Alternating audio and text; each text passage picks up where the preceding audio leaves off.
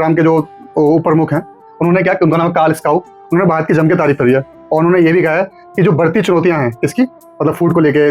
Food पे दिक्कत क्या आ रही है, एक संघर्ष हो रहे हैं पश्चिमी देशों में, इसका युद्ध से इधर उधर युद्ध चल रहे हैं, और जलवायु परिवर्तन, 2 चीज़ें हैं। इससे जो पश्चिमी देश हैं वो वर्ल्ड फूड प्रोग्राम को फंडिंग नहीं कर रहे हैं। तो अब जो कार्ल स्काउ है उन्होंने भारत से आग्रह किया है कि उन्होंने खुद बोला है भारत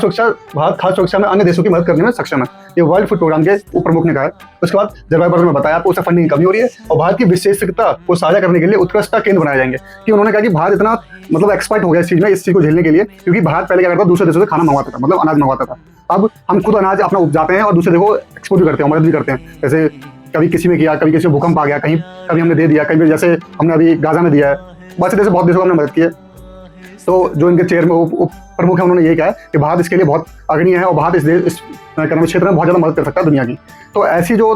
तारीफ है और जैसे काम करते हैं, तो इंडिया ने बाकी में आपने देखा होगा कि 80 करोड़ लोग जो मुफ्त राशन मिल रहा है, इंडिया की योजना थी कोरोना के टाइम पे, अभी चालू करके कुछ दिनों पहले ही बंद किया इसको मोदी जी ने। तो ये बहुत बड़ा काम है कि इतनी बड़ी चीज़ को, इतने बड़े राशन को पैनल को एक साथ लेके आना और देश की इतनी बड़ी आबादी को फ्री में राशन देना और अपने देश को एक सरप्लस बना देना अनाज के मामले में। ठीक है, तो इंडिया ने इस चीज़ों से लड़ने की पूरी एक्सपर्टीज हासिल कर ली, तो इसलिए क्या बनेगा, उत्कृष्टता केंद्र बनाने के लिए बात करेंगे और ये दुनिया को समझाएंगे कि इससे कैसे लड़ाई कर सकते हैं, कैसे इसे जीत सकते हैं, कैसे आप भी अनाज के मामले में अपने आप को एक्सपोर्टर बन सकते हैं या फिर अपने आप पे निर्भर रह सकते हैं, किसी दूसरे और देश पे निर्भर नहीं रहेंगे।